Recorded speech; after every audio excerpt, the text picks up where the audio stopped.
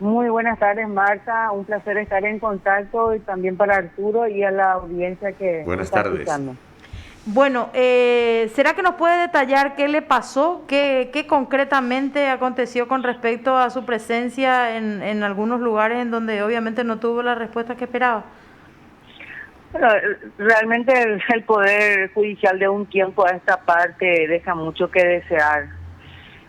Yo esta mañana me fui ante el Tribunal de Sentencia que próximamente estará juzgando mi causa o mi proceso penal para verificar el diligenciamiento de algunas pruebas que yo había solicitado.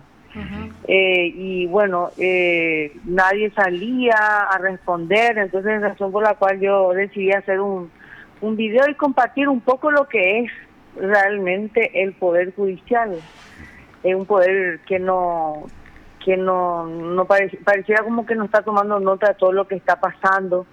Y para mí, desde cualquier punto de vista, el proceso penal por violación de la cuarentena, por salir a protestar, es inconstitucional, es arbitrario, así es que voy a sostener eso hasta el juicio oral. Veremos cómo termina. Qué terrible, ¿no? Hay una violación de derechos consagrados en la Constitución Nacional, Maristén. ¿Cómo? Si hay una violación o violaciones de Sí, derechos sí. constitucionales tuyos. Claro, acá el país del Bahía Bahía, así nomás, ¿verdad? Claro. Caímos en la pandemia, ellos entonces empiezan con las imputaciones a mansalva. Hubo una discusión fuerte si realmente existía o no un tipo penal acorde a la conducta descrita, ¿verdad? Que es la violación de cuarentena. Y no lo digo yo, sino que lo dicen muchos colegas juristas, ¿verdad? Destacados juristas, que la conducta es atípica, que no está tipificada por el Código Penal.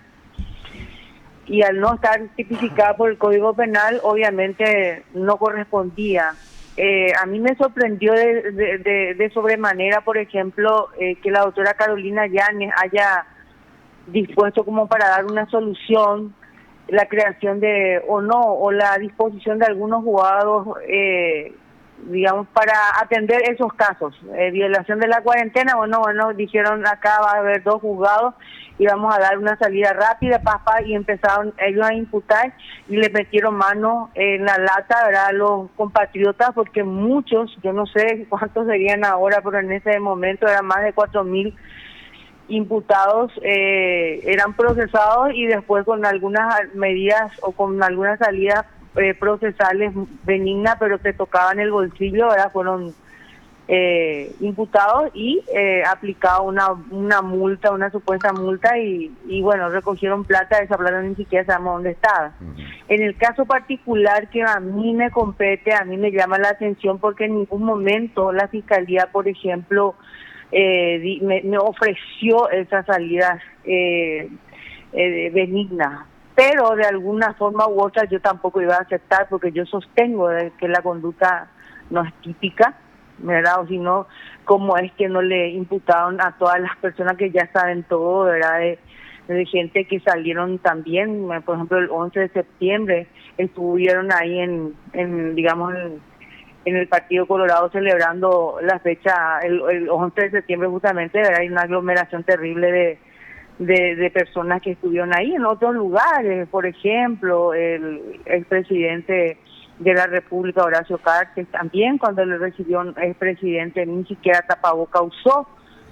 Así es que hay demasiada inconsistencia y me parece realmente, repito, un absurdo este juicio. Y bueno, vamos a enfrentar. Recordemos que usted no es la única en esta situación, señora María Esther, ¿verdad? No, no. En el proceso penal están también Juan Pueblo, alias Gracias, Colibrí, Juan ¿verdad? Gracias. Juan No, Pueblo es Juan el Pueblo es el otro, sí. Cándido Brizuela. Ujú. Después está Juan Graci y Sí. también está Oliver Mendoza, Ajá. Diego Oliver. Pero el de ellos todavía ni siquiera, creo que el juicio, la audiencia preliminar todavía no llegó, o sea, no. En el no se caso fijó todavía. En el caso de ustedes, donde de alguna forma hasta la celeridad llama demasiado la atención, ¿verdad? Y hay que avisar también, ¿verdad? Yo no planteé ningún incidente, no apelé ninguna resolución, estoy acatando tal cual como ellos difusión, y me voy a ir a hacer las discusiones en la audiencia de juicio oral y público. La conclusión de ese juicio va a ser histórico, ¿verdad? Porque es el primer caso que llega a juicio oral, una imputación por haber protestado en pandemia. Hubo otras violaciones, pero eran porque, qué sé yo, el piquibole, algunos casamientos, etcétera, pero en particular es el único caso, el único proceso penal que se va a juicio oral. Sí, y hace unos días casi nos escandalizamos con la situación similar en donde hablaban todavía de la posibilidad de imputar por violación de la cuarentena, ¿verdad? En estos últimos incidentes similares también en protestas, ¿verdad? O sea, parece como que no tiene límite el descaro de repente de algunos fiscales en esta situación. Rapidísimo. Ya hubo imputación, ya hubo admisión de la imputación, de todo un poco en el caso de la quema de la Casa de los Colorados, por ejemplo. Claro, pero lo anterior, por ejemplo, no, o sea, no dijo el fiscal Ramírez, voy a tener que imputar, dijo, como si fuese que en realidad uno saliendo a la calle estaba... Ya es un delincuente, lamentablemente. Y usted concretamente hoy estuvo por tribunales y básicamente nadie la atendió, doctora. Y hay un teléfono ahí. Sí. En las ventanillas, realmente a mí nunca me gustó el sistema que implementaron ellos en la Torre Norte, en la atención en los juzgados penales de garantía o tribunal de sentencia, en donde prácticamente no tenés ningún contacto con una persona, agarras un teléfono, discas los internos y cuando se le ocurra a ellos te atienden. Claro.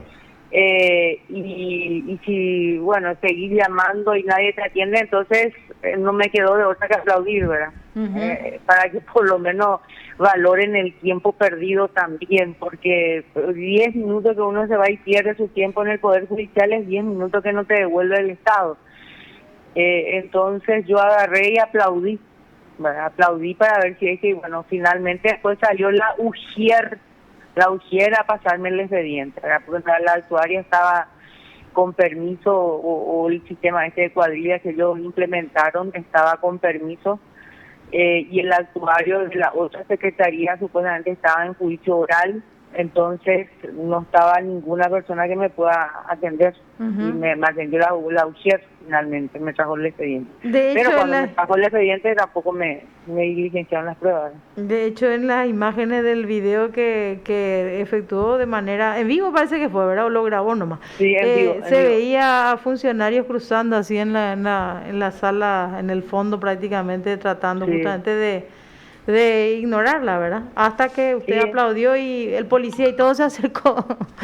Sí, no, y esa es la realidad, ¿verdad? Que muchas veces un poco es lo que refleja lo que pasamos también los colegas que trabajamos y vivimos en la profesión, es desastroso. Desde que inició esta cuarentena prácticamente la situación de los abogados se empeoró, ¿verdad? Ya era luego feo litigar y ahora es mucho más feo. Hay un abandono total, es como que no tiene cabeza el Poder Judicial, no tiene cabeza tampoco el Ministerio Público, el Poder Ejecutivo, el Poder Legislativo. Da esa sensación de que no está nadie enfrente de este país o del gobierno, ¿verdad? De los tres poderes, y bueno, la desesperación se acrecienta.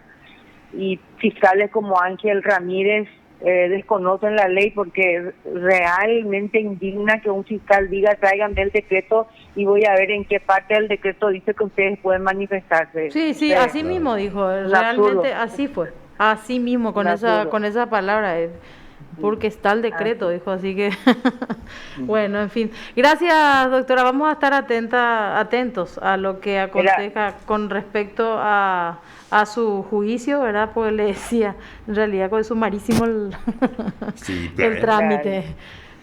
La celeridad. Muchas gracias. Buenas tardes. Muchas gracias por bueno, hasta luego. Hasta luego. Te informó PDS Radio TV Digital.